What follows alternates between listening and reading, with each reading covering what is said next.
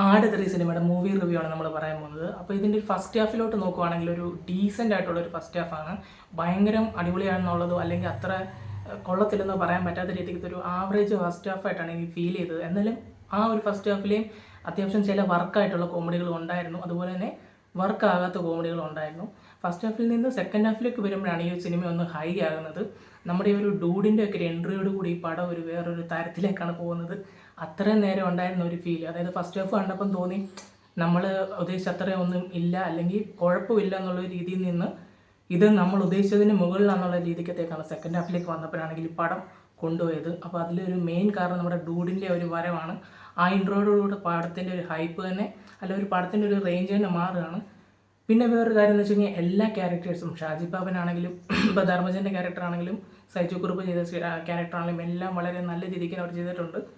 ഇത്രയും വർഷമായിട്ടും ആ ഒരു മാറ്റം ഇത്രയും വർഷം എന്നുള്ളൊരു സംഭവം നമുക്ക് ഫീൽ ചെയ്യുന്നില്ല. ആ ഒരു രീതിക്ക് തന്നെ ആ ഒരു ക്യാരക്ടർ നന്നായിട്ട് എല്ലാവരും ചെയ്തിട്ടുണ്ട്. പിന്നാണെങ്കിലും ബാക്ക്ഗ്രൗണ്ട് സ്കോർ എടുത്ത് പറയണം, ഷാൻ റഹ്മാൻ കത്തിച്ചു വിട്ടിട്ടുണ്ട്.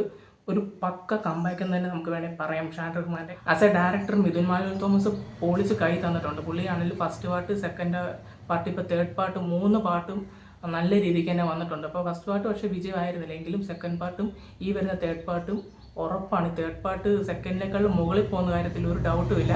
ഇതുവരെ വന്നതിൽ തന്നെ ജയസൂര്യയുടെ ആദ്യത്തെ 100 കോടി ചിത്രം ആകാൻ സാധ്യതയുള്ള സിനിമ തന്നെയാണ് ആട് തിരി എന്ന് പറയുന്ന സിനിമ. പിന്നെ ഇതിൻ്റെ ക്ലൈമാക്സ് പോർഷനിലേക്ക് വരുവാണെങ്കിലും നല്ലൊരു ക്ലൈമാക്സും അതുപോലെ തന്നെ നല്ലൊരു ടൈലൻറ്റും ഈ ഒരു സിനിമയ്ക്കുണ്ട്. എന്തായാലും മൊത്തത്തിലാണെങ്കിൽ ഒരു കിടിലം പടം തന്നെയാണ്. പിന്നെ ഷാജി പാപ്പൻ്റെ ഒരു സെക്കൻഡ് എൻട്രി ഉണ്ട്, അത് തിയേറ്റർ ബ്ലാസ്റ്റ് സീനായിരിക്കും. എന്തായാലും നിങ്ങൾക്ക് ഉറപ്പായിട്ട് ടിക്കറ്റ് എടുക്കാവുന്ന ഒരു നല്ലൊരു സിനിമ തന്നെയാണ് ആട് തിരി എന്ന് പറയുന്ന സിനിമ. പിന്നെ ആ ഒരു ഫ്ലാഷ് ബാക്കും കാര്യങ്ങളൊക്കെ ഒരു ചിലർക്ക് ചിലപ്പോൾ ശകലം ഒന്ന് എന്തോ പോലും തോന്നിയേക്കാം, എങ്കിലും നല്ല രീതിക്ക് തന്നെ അതെല്ലാം എടുത്ത് വെച്ചിട്ടുണ്ട്. എന്തായാലും പടം തൂക്കി എന്ന് തന്നെ നമുക്ക് പറയാം. നിങ്ങൾ ഈ സിനിമ കണ്ടിട്ടുണ്ടെങ്കിൽ നിങ്ങൾക്ക് ഈ സിനിമ ഇഷ്ടപ്പെട്ടോ ഇല്ലയോ എന്നുള്ളത് കമൻറ്റ് ചെയ്യുക.